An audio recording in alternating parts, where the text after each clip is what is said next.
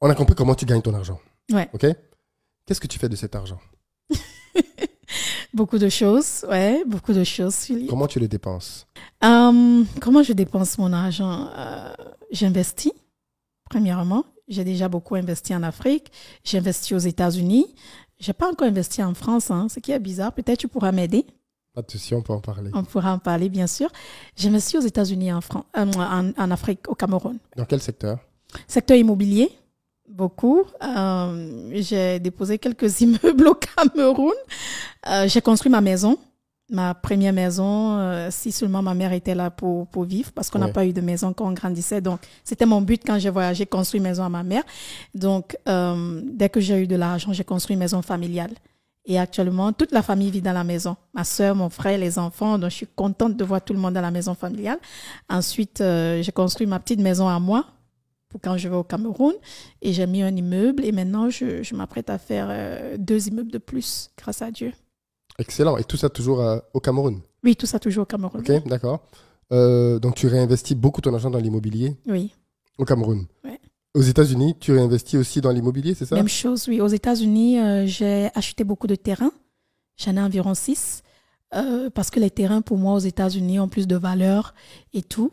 Et je suis en train de vouloir acheter un immeuble où je pourrais louer, genre à la banque ou à différentes sociétés qui vont venir louer et tout. Mais beaucoup plus les terrains, oui. OK, donc une partie de ton argent, et une bonne partie, parce que vu ce que tu dis, c'est quand même des investissements non négligeables, tu les mets dans la pierre. En fait, en gros, tu investis pour acheter de l'immobilier, pour ainsi de suite. Et le reste, qu'est-ce que tu en fais? Est-ce que comment tu te fais plaisir aussi avec cet argent?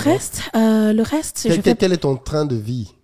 J'ai un train de vie très simple. J'ai grandi dans une famille où c'était très difficile de trouver à manger. Voilà, maman travaillait très dur, donc j'ai appris à économiser. J'économise beaucoup, mais j'essaie de donner à mes enfants ce que j'ai pas pu avoir. Donc, je peux dire le reste, mes enfants, ils sont gâtés. Ils sont gâtés et tout. Et j'ai décidé de construire ma maison. J'ai jamais parlé de ça. J'ai décidé de construire ma maison aux États-Unis. C'était très bizarre parce qu'aux États-Unis, même ici en Europe, les gens ont tendance à acheter des maisons. Tout à fait. Prendre le prêt à la banque et acheter la maison. Et j'ai fait une folie. J'ai décidé de construire cash. Ma maison m'a coûté 1,5 million de dollars. Elle est construite déjà? Elle est finie. Ah, tu vis dedans déjà? Oui, j'entre le 30 mai.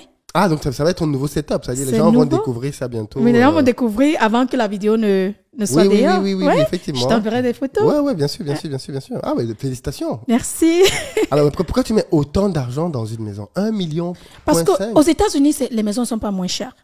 Donc, ce qui s'est passé, c'est quoi? C'est que quand j'ai abandonné le travail, on a voulu acheter une maison.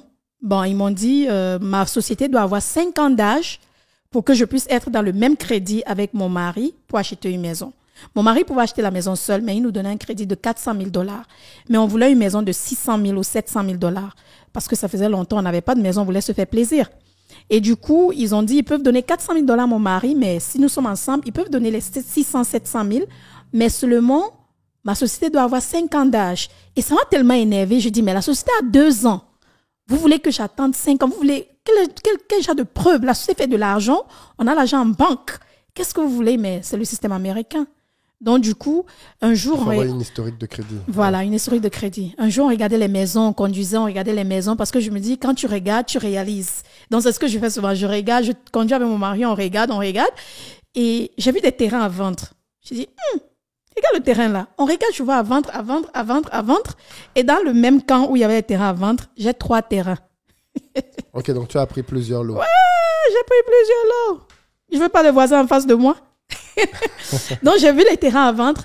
J'ai vu le premier qui m'a plu. On a appelé, personne n'a pris. On a appelé notre agent immobilier, on a donné l'adresse et le numéro. Il a appelé, ils ont pris.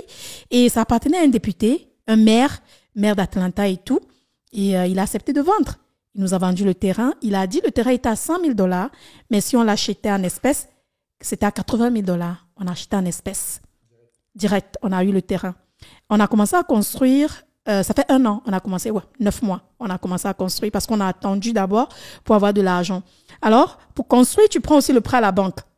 Nous sommes allés à la banque, on a demandé le prêt pour construire. Encore, la société n'avait pas encore 5, elle aura 5 ans en novembre qui arrive là, novembre 2023, elle a 5 ans. Ils disent, votre société n'a pas encore 5 ans, on ne peut pas vous donner le prêt parce que je demandais le prêt de 800 000 cette fois-ci pour construire ma maison de rêve. Pour moi, c'est ma maison de rêve. Ils disent, vous devrez attendre. J'ai dit, mais je suis dans la même petite maison que je suis depuis 2016. Vous me dites d'attendre. Moi, je veux ma maison. J'ai appelé mon mari. J'ai dit, tu sais quoi, on va construire cette maison cash. Il me dit, tu es folle? Je dis, on va construire ça cash. Il me dit, ça c'est une folie. Tu peux mettre tant d'argent dans une maison et tout. J'ai dit, moi, dans mon pays, en Afrique, ce que tu nous disais de ne pas faire hier, là, c'est ce que j'ai fait. Dans mon pays, en Afrique, on construit avec l'argent. On va construire cash. Et je me suis lancée dans cette folie, un délire. Un délire. Et voilà, on a appelé... 1,5 million de dollars de cash mis dans une maison, c'est énormissime. Elle a 7 chambres. Énormissime, ouais. Elle a 7 chambres. Elle a un théâtre. Elle a tout. Une piscine, elle a tout. Tout. Bah, on s'est lancé, on a appelé un ingénieur, on a appelé des gens, ils ont fait le plan et tout. Ils ont fait le premier plan. C'était trop cher. J'ai dit, c'est trop cher. Ramené. Ils ont fait le deuxième plan. Ma maison, au fait, était à 800 000 dollars au départ. Mais chez nous, aux États-Unis, c'est bizarre. Si tu veux qu'on finisse ton sous-sol, parce qu'on peut te faire la maison, mais le sous-sol n'est pas fini. Les Américains comprendront de quoi est-ce que je parle. Maintenant, pour finir le sous-sol, on me dit 150 000 dollars. J'ai dit, mais comment je vais avoir la maison, le sous-sol n'est pas fini? Il faut finir le sous-sol. Ils ont fini 150 000 dollars. Ça fait dans 950 000, n'est-ce pas? Oui. Maintenant, je veux la piscine. Je veux le jacuzzi. Je veux le jardin. Je veux ci, je veux ça. C'est monté à 1,2 million. J'ai dit, il n'y a pas de problème. J'ai dit, c'est 1,2 million, mais j'ai dit 1,5 million parce que il y a les choses à acheter. Il y a les fours, les frigos, les lits, les chaises, bref, avec l'aménagement. C'est pourquoi j'ai mis ça à 1,5 million, mais c'est 1,2 million. Et là, quand tu dis à la fin du mois, c'est la maison vide ou il y a la maison déjà aménagée? Non, la maison vide. Nous sommes en train d'aménager. Comme là, c'était hier. Hier, les frigos, les fours et tout, le console sont arrivés. Et les canapés et tout, j'ai tout acheté avant de venir à Paris. Donc, tout ça arrive et j'aménage le 30. Waouh. Le 30 mai. Qu'est-ce que ça symbolise pour toi, cette maison? Cette maison, je l'ai construite pour mes enfants, honnêtement, pas pour moi. Mes enfants, ils la méritaient. Au fait, j'avais ce traumatisme de ne pas avoir une maison quand je grandissais. Tu sais, j'ai grandi, j'ai toujours dit mes parents étaient très pauvres. Et mon papa a laissé maman quand j'avais 15 ans. Et ma maman, elle a loué une chambre et je dormais au sol pour qu'elle puisse dormir sur le lit. On avait un petit lit d'une place. Elle dormait sur le lit et moi, je dormais sur le ciment. Je mettais le pagne. Et je dormais sur le ciment. Wow. Comme ça, jusqu'à l'âge de 18 ans. Jusqu'à ce que En fait, je peux dire jusqu'à l'âge de 15 ans parce que ça a toujours été comme ça. Et donc, construire une maison pour mes enfants et pour que mes enfants aient un endroit stable, aient une maison, un endroit qu'ils appellent maison, ils ne vont jamais souffrir. C'était la maison de mes enfants. Donc, j'ai décidé de construire cette maison honnêtement pour mes enfants, pas pour moi. Je pouvais mettre cet argent en Afrique. Je pouvais investir dans les stocks. Je pouvais faire n'importe quoi. Mais je me suis dit, après tout ce travail acharné sur les réseaux, mes enfants méritent plus qu'1 million de dollars. Plus même. Donc, j'ai construit cette maison. Ils sont tellement contents. Chacun a sa chambre. Ils n'ont jamais eu leur chambre à eux. Ils ont toujours dormi dans la même chambre. Maintenant, ils ont leur chambre, ils ont leur cinéma, ils ont leur piscine. Tout ce qu'ils enviaient avant, ils ont ça à la maison. Donc, ils ont les vacances à la maison. J'ai mis les cocotiers, les palmiers partout autour de ma piscine. Comme ça, mes enfants, après l'école, ils ont l'impression d'être en vacances. On ira toujours en vacances, mais ils ont l'impression de revenir à la maison se reposer. Alors, comment ça... très, très intéressant. J'imagine que avec tout l'argent que tout ça génère, comment ton mari perçoit tout ça? Ça a été difficile au départ d'être marié à une femme qui n'avait rien et ensuite fait plus d'argent que toi. Parce qu'au départ, c'est lui qui faisait plus d'argent que moi. Avec son travail et ses grades qu'il a eu à avoir dans son travail et tout. Et ensuite, je fais plus d'argent que lui. Beaucoup, beaucoup plus d'argent que lui. Ça a été difficile. Il y a eu ce complexe d'ego. Ce problème d'ego, d'homme et tout, tu vois, et tout. Mais c'était à moi, en tant que femme, de le rassurer. Tu vois, c'est pas parce que tu as l'argent que tu changes ou tu veux commander ton mari. Non, même avec l'argent que je fais, je suis toujours sa femme, je lave toujours ses habits, je fais toujours la cuisine. Chaque fois qu'il est un peu frustré, je le rassure. Écoute, je suis ta femme. L'argent n'a rien à voir. C'est pour nous, c'est pour nos enfants, c'est pour qu'on investisse. Ça n'a rien à voir. Mais il avait ce petit problème, surtout moi sur les réseaux. Plusieurs fois, il m'a dit, il faut quitter les réseaux. Il est temps de quitter les réseaux. J'ai dit, mon père, là, on aura un problème. On parle de ma vie. Je ne suis pas venue au front souffrir. Ouais. Donc, voilà. Et donc, littéralement, petit qu'Internet a changé ta vie? Qui? Internet. Internet, oui. Internet a beaucoup changé ma vie. C'est pourquoi j'adore mes abonnés. Même quand je suis frustrée, ils m'énervent et tout. c'est grâce à eux que je parviens à faire tout ce que je fais. Je suis toujours reconnaissante. C'est pourquoi je donne. C'est pourquoi même dans mon académie, je partage tout ce que je sais faire, toutes mes stratégies, comment je vends.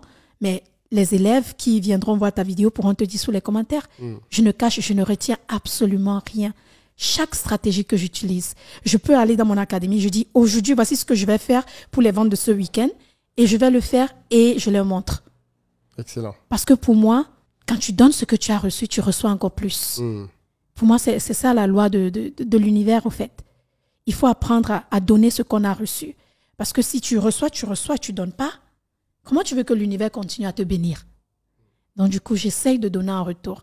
C'est pas seulement les informations que je donne. J'ai organisé les 1 an de mon académie ici à Paris, il y a le 25 mars passé, et j'ai donné des bourses à mes élèves où j'ai donné de l'argent.